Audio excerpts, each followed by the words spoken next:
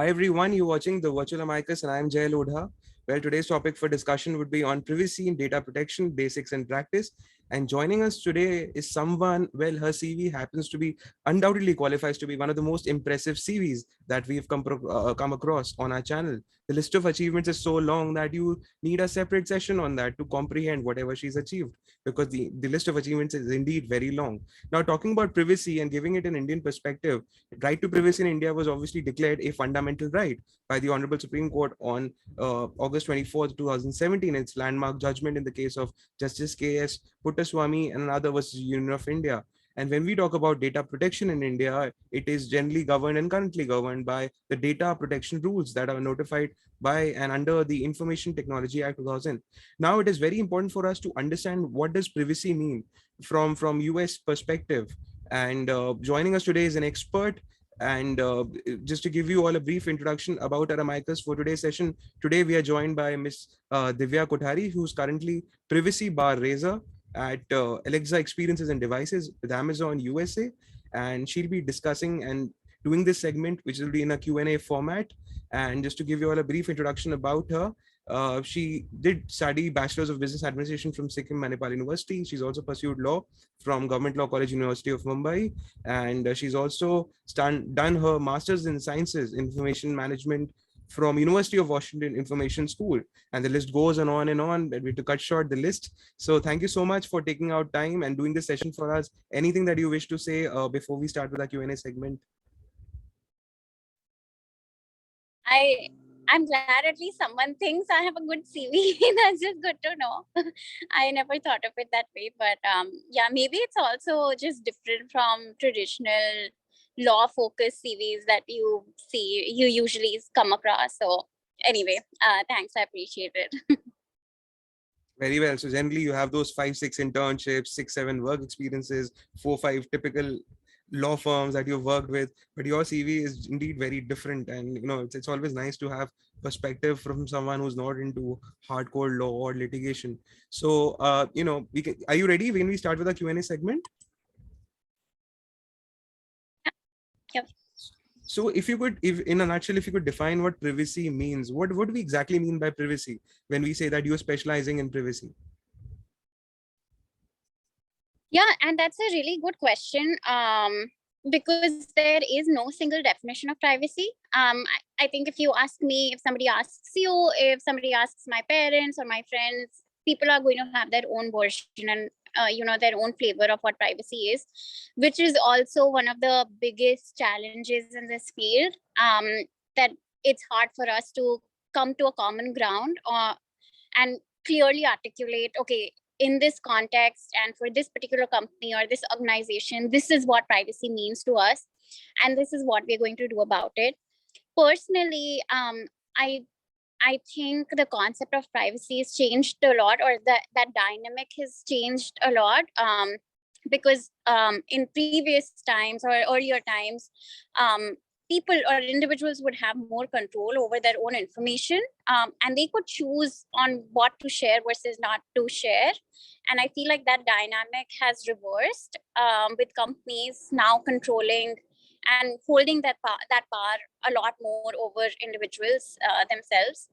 So really, I mean, there's so many different variations of what privacy. If you Google it, you're going to come across an like very comprehensive list, and it can be super complex, or it can be something as simple as just the right to be left alone. I do want to clarify that my work is very specific to data privacy.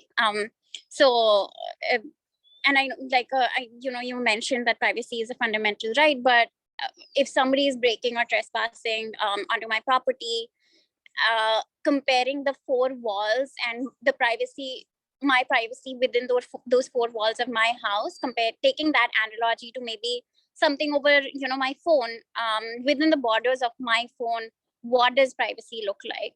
That's the world I live in professionally.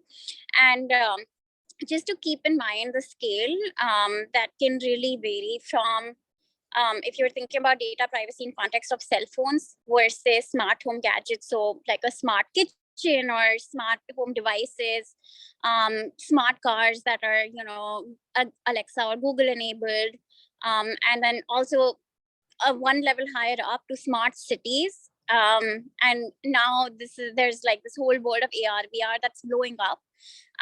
So all of these surfaces that we interact with are collecting some data point on us at all times.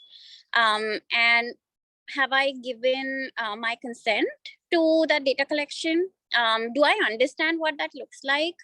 Where exactly is this being stored? So for instance, this conversation is going to be stored on some cloud somewhere. It's going to hit a lot of different virtual locations that we don't have any control over. So if you request for Zoom to delete your information, and by that, maybe all your recordings that YouTube is storing, and we don't know where it's being uploaded, because your face is appearing, what you're saying are your own personal opinions, you're seeking other people's personal opinions. So this is very sensitive data. So do you really have control over, when you request for this to be deleted, whether it's actually going to be done? If it's going to be done, is it going to be done from all these places or not? So this is just like an example of what my world looks like. Wow, that's quite an interesting world you're in. So, if I may ask, are you allowed as a your role as a privacy bar raiser? When you're working for Alexa experiences and devices. So, are you allowed to use your cell phones? Are you allowed to be on social media?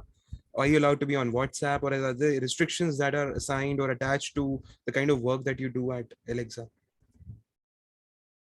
Yeah, I mean, people working at Alexa and Amazon, or even other, smart technology places, are still humans. They're going to use phones. They're going to, use all of these things, as long as you're keeping company information proprietary and you're not disclosing that. So I can tell you what is the work that I do, but I can't disclose, any major deals or transactions or any major product that I worked on and what specifically that work looked like, because all of that is confidential. But yeah, I mean, we don't have any restriction as such. It really depends on what an individual chooses to do. I prefer to keep my surface area as limited as possible. So least amount of apps. And I personally, I don't like signing in through my accounts to use something like YouTube or Spotify or any streaming service. Another example is I try to use Tor or DuckDuckGo. So anything that basically limits or restricts the data collection or any sort of tracking or profiling that might be going on. Wow, too many privacy concerns there. It's not easy to be in that zone. Now, talking about your experiences and how you landed in this field. Was it by an accident? Was it by design? And in the process, what all courses did you pursue? And if we can talk about the universities that you went to, the courses that you studied. Yeah. And this is like a journey that's going to vary for many people. For me, I did law, so I'm also a GLC product. And I really wanted to study abroad. At the time, I wasn't entirely sure about what I wanted to do, but it was clear to me that I don't want to be in law full time. I have a lot of respect for that profession. I think it's super interesting and fascinating. I'm just personally not as passionate about it as I know you are, or a lot of other folks are. And so I didn't want to deny that, or I didn't want to, just keep working and slogging away in a field where I'm not as motivated as I am about privacy. So I applied to a few universities in the US, and I tried to identify the ones who would take someone with a non-engineering background, and luckily I got through to UW, which let me pursue information management. And really, like the title suggests, it talks and it teaches you on ways how to manage your data, whether it's through data science or analytics, or it's through consulting or cybersecurity, which is what I did, or through business intelligence. So there's a lot of different tracks. And I ended up pursuing the cybersec and consulting track, and just law and cyber together were just, they made for a good combo for the field of privacy. um, and we would get a lot of guest speakers on campus. I remember a lot of CIOs and CISOs coming in, from Starbucks, Microsoft, Amazon, McKinsey, Deloitte. And I think some of the most inspiring ones were from ACLU, which is American Civil Liberties Union. So um, there they talked about, a lot of Snowden revelations, a lot of whistleblowing activity, a lot of stuff that was being done in America under the garb of mass surveillance, which violated the very basic rights of humans or individuals in this country. And that's really what in my mind, there was this gear shift, and I realized there's this whole new world about privacy and data protection that I've never thought of. And it's so interesting to me personally. It's super interesting. So another example that actually came out yesterday is about this app called Tata Neo in India. And it's this umbrella super app that has a bunch of different tie-ups with fitness, groceries, or healthcare. And what was so interesting was that people were logging into the app, and a lot of people actually found out that the app has their information pre-stored and pre-recorded. So they could see the profile, and they could see like the last 3 addresses that they had on file, even though they had never themselves entered or fitted that information, which is, it's ridiculous in my opinion. But yeah, I mean, these are the things that happen. There's so many different data sets just lying around, and they merge and they come together. And when people joke that or I mean, when they say that technology can, or facial recognition can detect you with a 97 to 99% accuracy, that's no joke.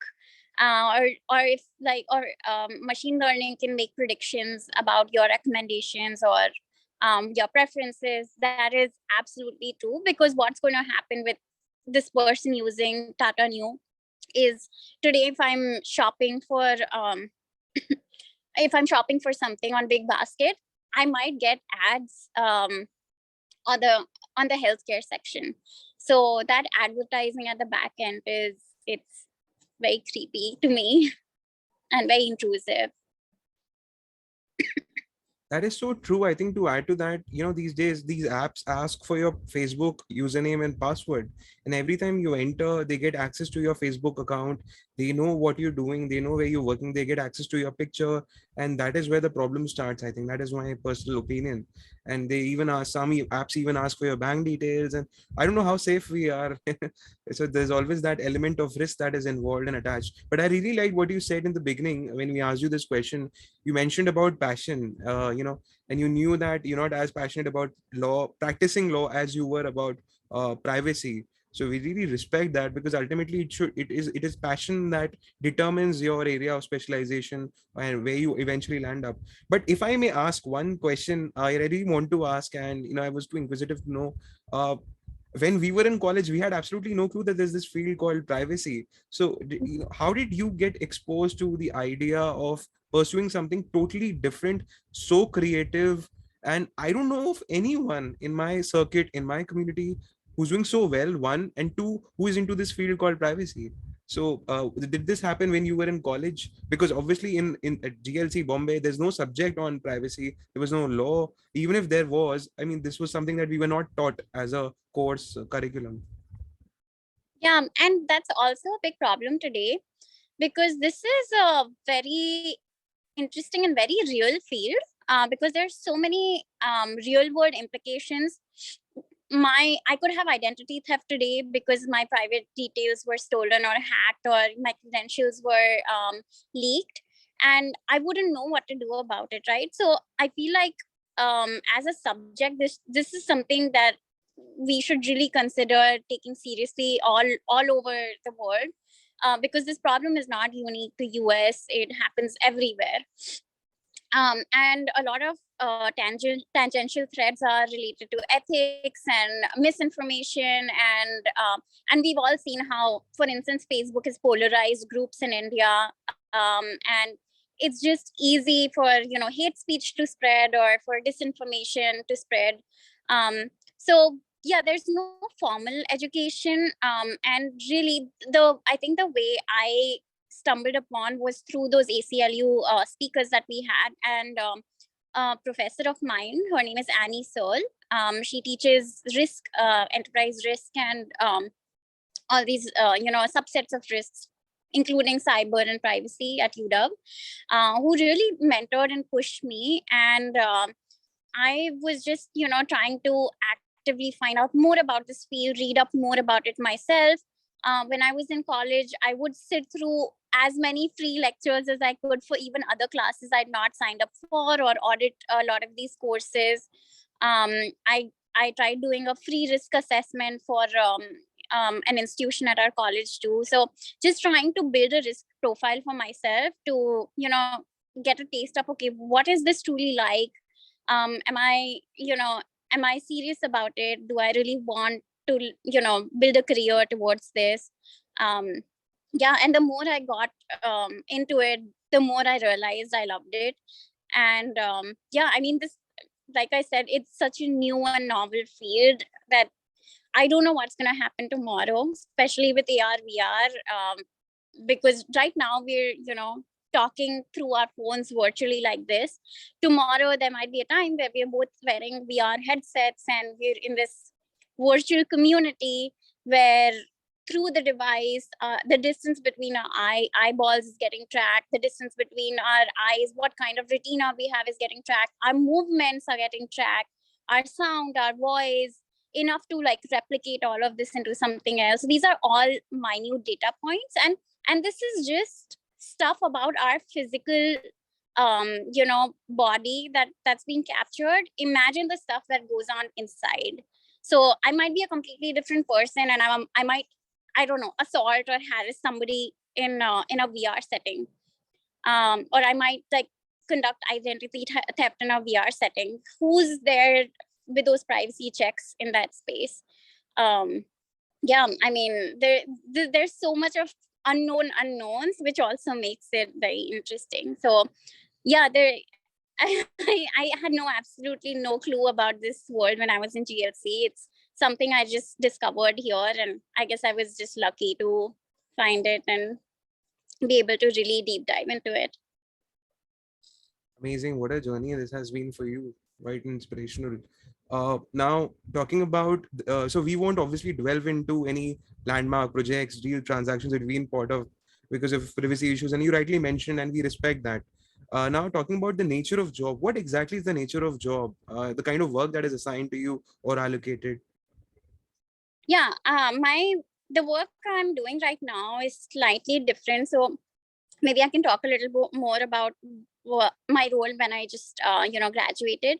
I joined Deloitte's data privacy and protection firm, and um, like consulting, you were on different projects for a certain period of time, and really the scope of the project differs, but it was always in the world of privacy. And what I mean when I say that is, you're helping companies strengthen their privacy posture or align with certain privacy compliance objectives that they have. To give you an example, GDPR, General Data Protection Regulation, is a law that was passed a couple of years ago and was a landmark law by Europe because it really strengthened consumer privacy protection. And companies didn't know what to do about it, but they had to do something because the fines were so huge. So suddenly there was so much of privacy work, and it was the right time to be in business too. But we would basically go in and assess what a company was doing currently, try and identify gaps by comparing it to what the law demands, and then try to recommend, okay, this is what you can do to actually implement, or this is a process that you should run to be able to showcase, okay, this is how you're moving towards meeting those compliance needs. Again, the scope would change.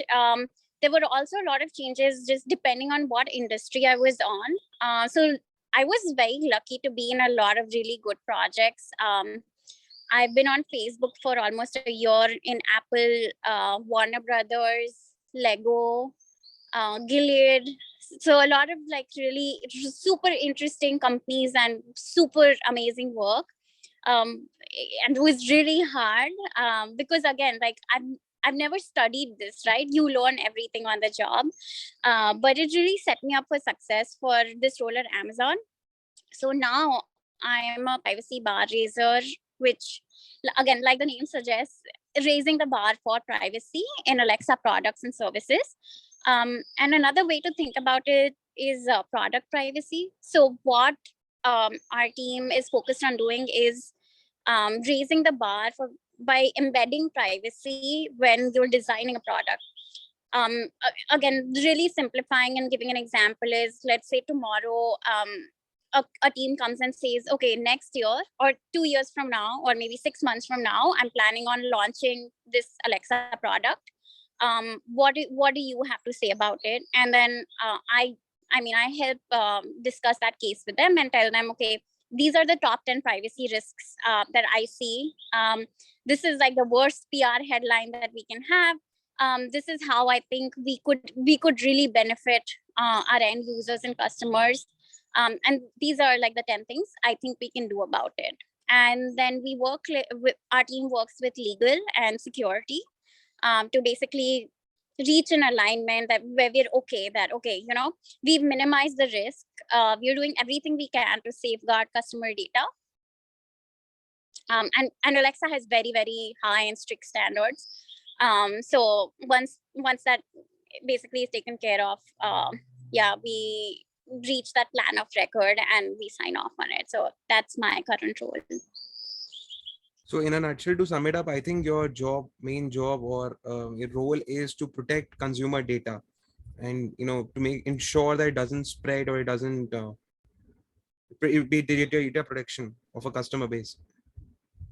The end goal, I think, you could say is, I think the primary goal is making sure we're building devices or products or services in a way that first they're compliant, but they're also you're stepping in a customer's shoes and making sure it doesn't come across as creepy or intrusive. It doesn't come across as, okay, I'm giving you all of my data and I have no idea what's going on with it. So also addressing it from that angle. But yes, I think the end goal is to make sure that we're doing what's right for customers, which is also another reason why I really love this role. Very well. Going ahead with our next question. So, talking about your mentor, any mentor that you had in this field or in college, anybody who you looked up to for advice or opinion? Yeah, Annie is definitely Annie Soul. She was a really big mentor for me.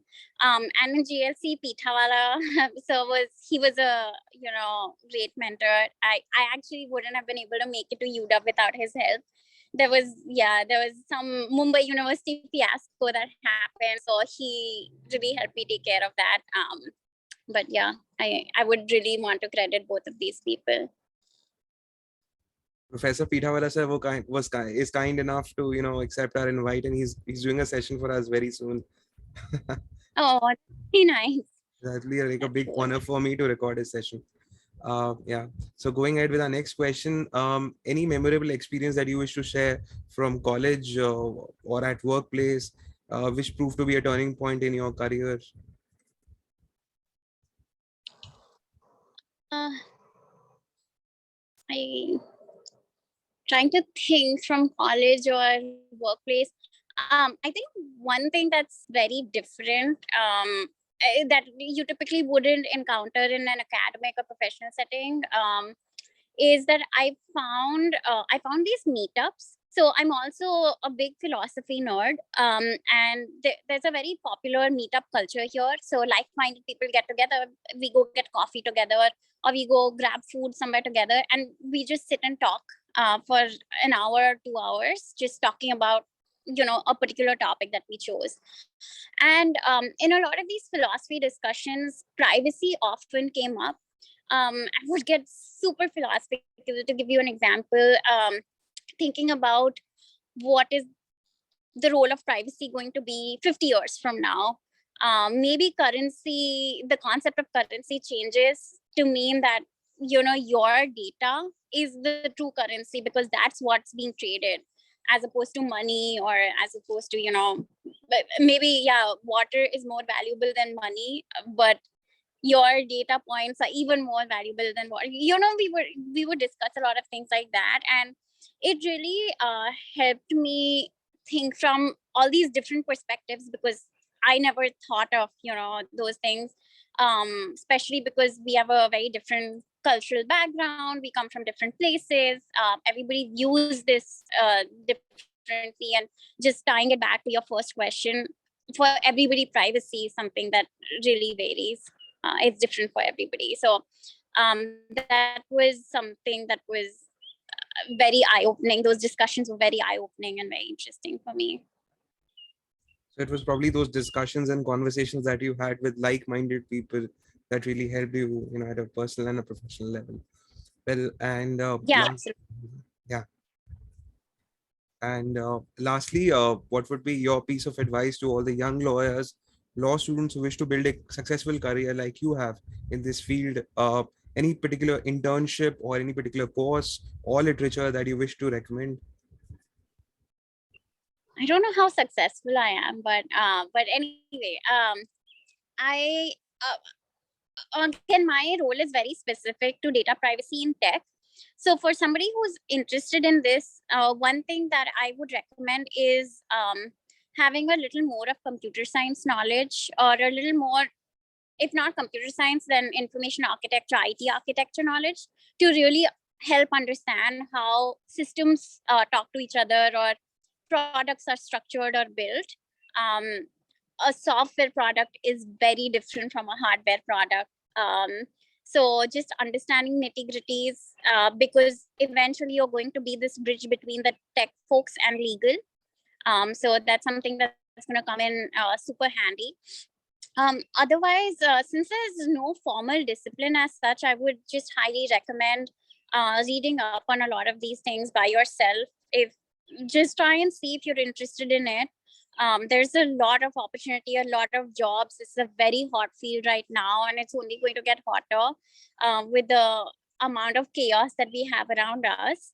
That, yeah, I think it's a really good skill set to build if you have an interest in it. And don't be afraid to reach out to people who are in this field already, whether they're in India or outside, or even if it's me.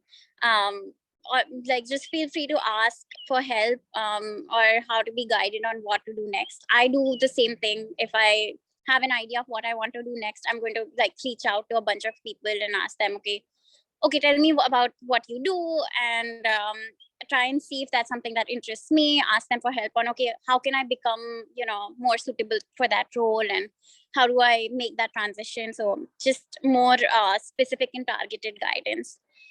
Yeah, I think that's pretty much it. Everybody has so much to do, but it probably just starts with just identifying if you're even interested in this field.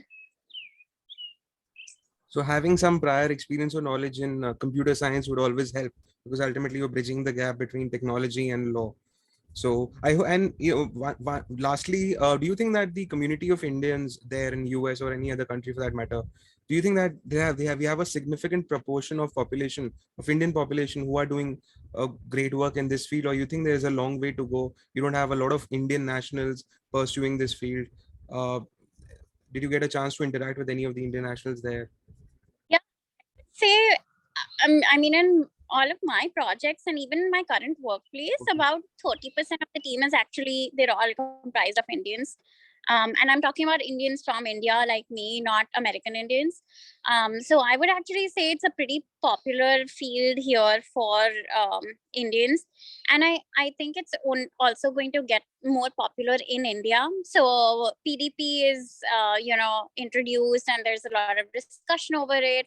And once that's passed, there's going to be a lot of work for companies, especially because some of the clauses like localizing data, which means you have to keep a copy within data, or you have to keep sensitive data, or what they've categorized as sensitive data within the boundaries of India. So just a lot of things like that is going to require so much work and re-architecturing and re-engineering of systems. So I'm sure there's going to be more work for, for this field in India too. It's just a matter of time when the bill is passed. Very well. I have to compliment you on a brilliant session there. Has to be one of the most interesting sessions that we've recorded on our channel. This topic has not covered, was not covered so far. So thank you so much there, Divya, for taking out time for doing this session for us. Anything that you wish to say before we wrap this up as parting words? No, thank you for inviting me. I really like all of your other sessions too. I've seen a lot of my friends on it. And it's always good to hear, their perspective on a lot of these things. So keep up the good work. I'm sure this is very beneficial to a lot of people. Very well. Thank you so much there. Once again, to all the viewers who are watching, our email is mentioned on the channel. In case if you have any queries on any fundamentals or any particular concept with respect to privacy or data law protection, feel free to write to us. We'll be more than happy to forward the same to our Amicus for today's session. Wow, it has indeed been a very interesting session and a learning experience for me as well, because this is one field that I had absolutely no clue about. So thank you so much for taking our time for doing this. The weekend is round the corner. Sorry, we spoiled your Friday evening plans, but the valuable insights that No, it's still Thursday for me. Don't worry. No, which, and it was a job. So absolutely. very well. So thank you so much once again. It's goodbye for now. Thank you. All right.